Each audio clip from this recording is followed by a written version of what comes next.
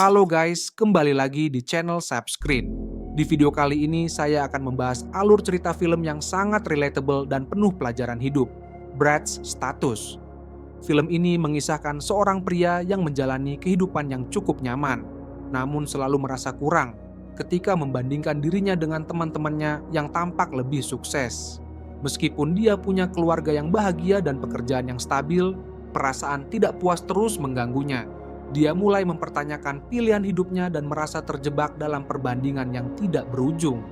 Penasaran bagaimana Brad menghadapinya? Tanpa berlama-lama, langsung saja kita masuk ke alur ceritanya.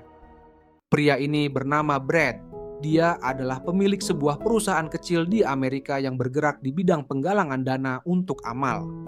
Suatu pagi, saat sedang sarapan di restoran bersama karyawan kepercayaannya, tiba-tiba karyawan tersebut mengatakan bahwa ia ingin mengundurkan diri. Tanpa basa-basi, karyawan itu menjelaskan bahwa dengan usianya saat ini, ia merasa bisa menghasilkan uang lebih besar daripada bekerja di perusahaan Brad. Bahkan, ia merasa mampu mendirikan perusahaan penggalangan dana sendiri, yang bisa jadi lebih sukses karena ia masih muda. Mendengar hal itu, Brad merasa seperti tertampar. Malam itu, ia tak bisa tidur, terus memikirkan obrolan tadi siang. Ingatannya kembali ke masa-masa ketika ia baru merintis bisnisnya. Setelah puluhan tahun bekerja keras, ia mulai mempertanyakan mengapa hidupnya tidak sesukses teman-temannya. Di momen itu, Brad merasa gagal dan tenggelam dalam overthinking sepanjang malam. Brad teringat saat reuni kampus beberapa waktu lalu. Ia menyadari bahwa teman-teman dekatnya sekarang telah mencapai kesuksesan besar. Ada yang menjadi sutradara terkenal di Hollywood, ada yang memiliki perusahaan besar, bekerja di pemerintahan dan sering tampil di TV. Bahkan ada yang sudah pensiun dan hidup nyaman dari investasinya. Saat membandingkan hidupnya dengan mereka, Brad merasa dirinya adalah seorang pecundang. Rasa iri menyelimuti dirinya. Padahal, sebenarnya Brad dan keluarganya hidup cukup nyaman. Meskipun bisnisnya kecil, itu berjalan stabil. Istrinya juga memiliki pekerjaan yang baik, mereka punya mobil, rumah yang bagus, dan anak mereka bisa bersekolah dengan lancar. Brad tidak kekurangan apapun. Namun, setiap kali ia membandingkan hidupnya dengan teman-temannya, perasaan iri itu muncul lagi dan lagi. Keesokan harinya, Brad pergi mengantar putranya, Troy, ke kota Boston untuk memilih dan mendaftar ke perguruan tinggi. Di bandara, sambil menunggu jadwal penerbangan, suasana antara Brad dan Troy terlihat canggung, seperti hubungan ayah dan anak laki-laki pada umumnya yang tidak terlalu dekat. Selama menunggu, mereka hanya diam tanpa banyak berbicara. Brad akhirnya mencoba mengajak Troy ngobrol, berharap bisa membuat putranya bangga.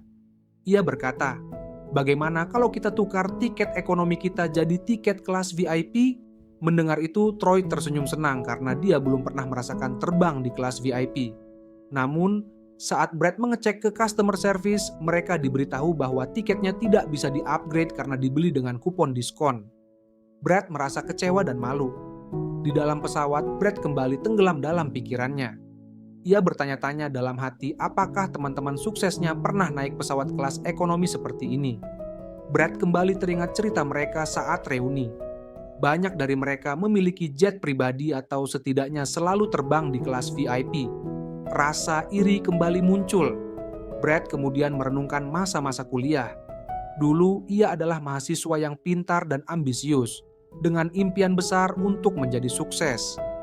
Istrinya di sisi lain adalah wanita sederhana yang selalu mensyukuri apa yang mereka miliki dan tak pernah menuntut lebih.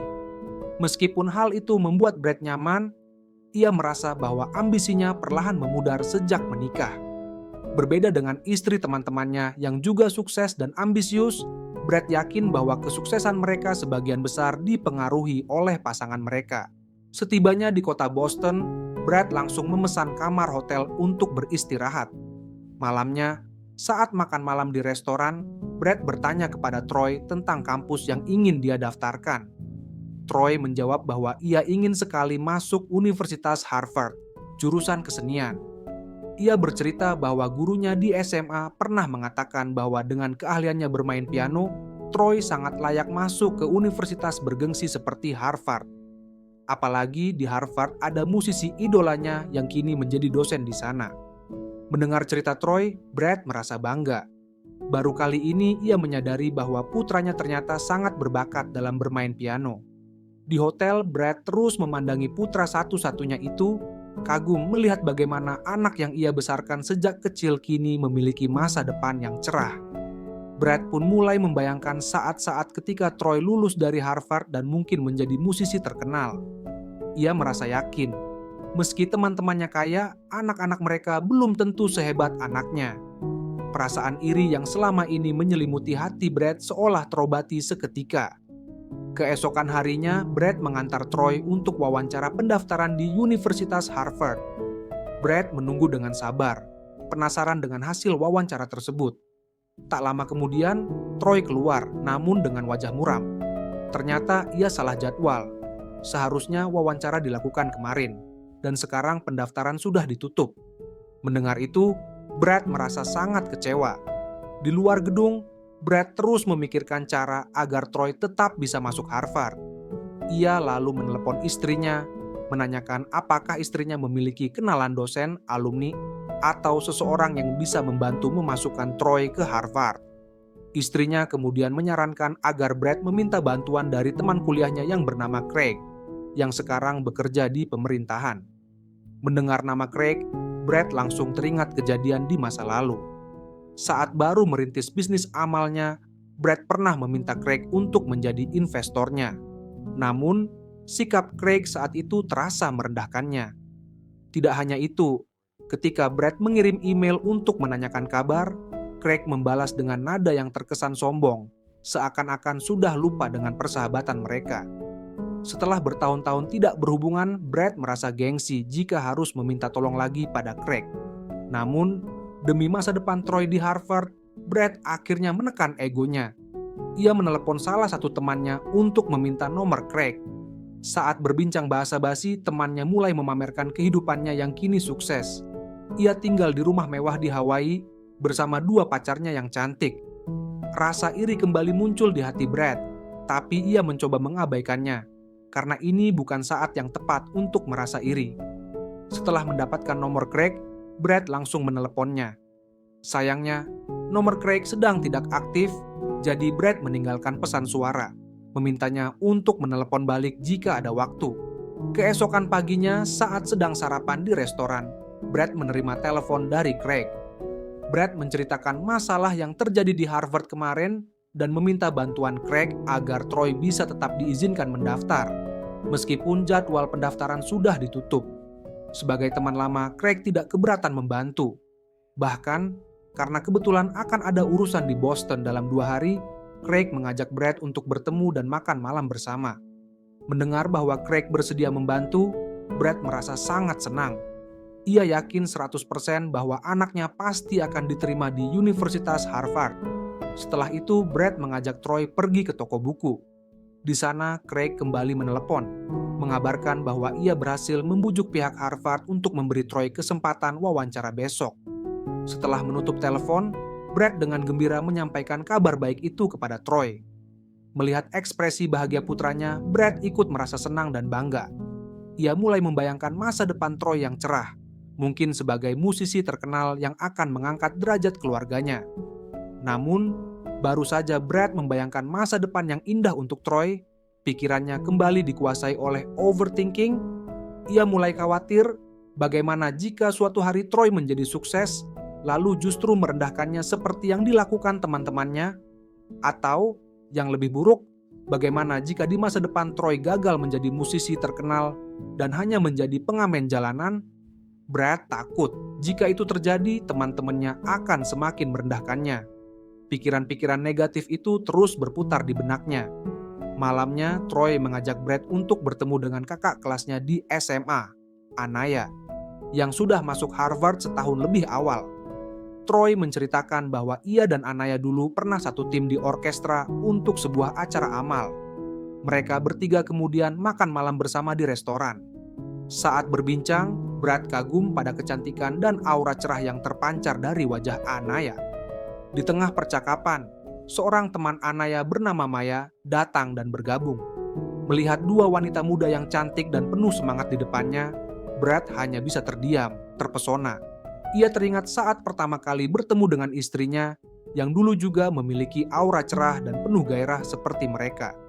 Namun, setelah bertahun-tahun menikah, semangat itu kini tampak memudar. Brad lalu teringat pada teman yang ia telepon untuk meminta nomor Craig kemarin. Temannya itu dengan bangga bercerita bahwa ia tinggal di rumah mewah di Pulau Hawaii bersama dua pacar cantiknya. Pikiran liar pun mulai muncul di benak Brad. Ia berpikir, seandainya ia sukses dan punya banyak uang, mungkin ia juga bisa memiliki dua pacar cantik seperti temannya. Dan jika itu terjadi, ia ingin kedua pacarnya seperti Anaya dan Maya. Setelah selesai makan, Anaya mengajak Brad dan teman-temannya untuk melanjutkan obrolan ke bar di seberang jalan.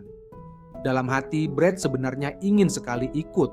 Namun karena Troy masih di bawah umur dan besok harus menghadapi wawancara pendaftaran, Brad terpaksa menolak ajakan itu. Namun, di hotel setelah Troy tertidur, Brad diam-diam pergi ke bar untuk menemui Anaya. Di sana mereka mengobrol panjang lebar selama berjam-jam. Karena mabuk, Brad mulai curhat tentang hidupnya yang terasa menyedihkan jika dibandingkan dengan kesuksesan teman-temannya. Dalam hati, ia berharap Anaya akan memberinya semangat, seperti istri teman-temannya yang selalu mendukung ambisi suami mereka, bukan seperti istrinya yang menurutnya terlalu pasrah. Namun, di luar dugaan, Anaya tidak menunjukkan simpati. Sebaliknya, ia dengan tegas mengatakan bahwa hidup Brad sebenarnya tidak seburuk yang ia bayangkan. Anaya menambahkan bahwa di luar sana ada banyak orang yang hidupnya jauh lebih sulit, bahkan ada yang kesulitan untuk sekadar makan. Ia juga mengingatkan bahwa orang yang tampak sempurna di luar belum tentu benar-benar bahagia, dan mungkin saja mereka juga menyimpan masalah besar. Anaya pun memberi nasihat agar Brad berhenti membandingkan dirinya dengan kesuksesan orang lain. Hidup bukanlah kompetisi seperti olahraga yang harus selalu bersaing untuk menang. Mendengar nasihat Anaya, Brad terdiam, merenungi perkataan wanita muda itu. Sebelum berpisah, Anaya mengundang Brad untuk menonton konser orkestra yang akan ia mainkan besok malam. Keesokan paginya, Brad mengantar Troy untuk bertemu dengan dosen Harvard yang juga merupakan musisi idolanya untuk wawancara. Sambil menunggu, Brad tidak lupa mengabari istrinya tentang kondisi Troy. Tak lama kemudian, setelah proses wawancara selesai, Troy memberitahu Brad bahwa berkat bantuan orang dalam yang dihubungi ayahnya, ia disambut dengan baik di Harvard dan yakin akan diterima. Brad merasa sangat senang. Akhirnya putranya berkesempatan untuk kuliah di universitas bergengsi itu. Setelah itu mereka pergi ke Universitas Tufts untuk mendaftar sebagai cadangan, berjaga-jaga jika pendaftaran Troy di Harvard tidak diterima. Brad bercerita kepada Troy bahwa Tufts adalah universitas tempatnya dulu berkuliah. Sementara Troy berjalan-jalan mengelilingi kampus, Brad mampir ke sebuah ruangan untuk menyapa dosen pembimbingnya dahulu. Namun, ia terkejut saat diberitahu bahwa dosen pembimbingnya sudah meninggal. Brad merasa syok dan terluka, bertanya-tanya mengapa tak ada yang mengabarinya. Ia merasa bahwa teman-teman lamanya pasti telah menjauhinya, karena ia tidak sesukses mereka dan tidak dianggap penting lagi. Malam itu di hotel, Brad bersiap-siap untuk menemui Craig. Setibanya di restoran, pelayan memberinya meja yang berada dekat pintu dapur yang berisik dengan suara orang lalu lalang. Tak lama kemudian, Craig datang. Melihat Craig yang dianggap orang penting, pelayan menyambutnya dengan ramah dan memberikan meja spesial di tengah restoran. Bahkan, pelayan itu menawarkan minuman spesial untuk Craig. Setelah pelayan pergi, dua teman lama itu mulai mengobrol dan mengenang masa lalu. Brad tak lupa mengucapkan terima kasih kepada Craig karena telah membantunya agar Troy bisa masuk ke universitas paling terkenal di dunia. Menit demi menit berlalu, mereka terus bertukar cerita. Tiba-tiba obrolan mereka berubah arah. Mereka mulai membicarakan kabar teman-teman lain yang sekarang sudah sukses. Sambil tertawa sombong, Craig mulai membongkar satu persatu rahasia para sahabat mereka. Cerita yang sebenarnya adalah hanya Craig yang benar-benar sukses, sementara teman-teman lainnya hidupnya tak seindah yang Brad bayangkan. Beberapa dari mereka menghadapi masalah besar, ada yang hampir dipenjara karena penggelapan pajak, Ada yang anaknya sakit parah dan harus segera dioperasi, ada yang investasi di kota gagal dan akhirnya kabur ke Pulau Hawaii. Bahkan pesawat pribadi yang sering mereka pamerkan ternyata bukan milik mereka sendiri, melainkan pesawat yang mereka pakai dari uang perusahaan yang mereka gelapkan. Mendengar semua cerita dari Craig, Brad terkejut dan tak percaya. Di momen itu, meskipun Brad terus menanggapi obrolan Craig, pikirannya terus melayang. Dia merenung. Selama ini dia selalu berpikir bahwa kehidupan teman-temannya sempurna, dengan karir sukses dan banyak harta. Namun, ternyata kesuksesan mereka bukanlah gambaran dari kehidupan yang sempurna. Brad mulai berpikir, mungkin Craig juga memiliki rahasia yang dia sembunyikan. Seketika Brad merasa seperti tertampar. Dia menyadari bahwa selama ini hidupnya baik-baik saja. Mungkin uangnya tak sebanyak mereka, tapi keluarganya bahagia. Dia tak punya hutang sepeser pun, anaknya sehat, dan akhlaknya juga baik. Perusahaannya, meski kecil, sudah berjalan lancar selama puluhan tahun dan memiliki banyak relasi yang baik. Di momen itu, Brad benar-benar merasa bodoh. Hanya karena ingin terlihat sukses, dia sampai memaksakan segala cara agar anaknya bisa masuk Harvard. Bahkan, dia rela meminta tolong pada teman sombong yang dulu pernah merendahkannya. Sampai detik ini pun, Craig belum sekalipun meminta maaf atas sikapnya. Dalam obrolan yang semakin emosional, Brad meluapkan seluruh sakit hatinya dengan penuh amarah. Tiba-tiba, rasa hormatnya terhadap Craig hilang, dan dia langsung meninggalkan teman sombongnya itu. Setelah kembali ke hotel, tiba-tiba Troy berkata bahwa dia tak jadi masuk ke Harvard. Saat berkeliling kampus, dia merasa lebih cocok kuliah di sana. Dosen-dosennya baik, tempatnya nyaman, dan teman-teman yang belajar di sana juga ramah. Troy kemudian bertanya mengapa belakangan ini sikap sang ayah terlihat cemas. Mendengar pertanyaan itu, Brad pun mulai membuka hati dan memberitahu semua isi pikirannya. Selama ini, dia merasa takut akan dianggap gagal oleh orang lain, khawatir mereka akan merendahkannya. Mendengar itu dengan santai, Troy berkata, kenyataannya orang-orang tak terlalu peduli. Mereka lebih sibuk memikirkan diri mereka sendiri. Daripada memikirkan pendapat orang lain, lebih baik memikirkan pendapat orang yang benar-benar peduli. Dan satu-satunya orang yang peduli pada Brad hanyalah Troy. Brad pun bertanya, apa pendapatmu tentang ayahmu? Troy tersenyum dan menjawab, aku sayang ayah. Mendengar itu, Brad tersenyum. Saat tidur, dia merenung sambil memandangi wajah putranya, anak satu-satunya yang berhasil dia besarkan dengan baik bersama istrinya. Dia berpikir, kenapa harus membandingkan kehidupannya dengan orang lain? Padahal meski hidupnya sederhana, sebenarnya penuh dengan keindahan. Kini Brad sadar, hidup bukanlah kompetisi. Yang perlu dia lakukan hanyalah menikmati dan mensyukuri setiap detik demi detik dalam hidupnya.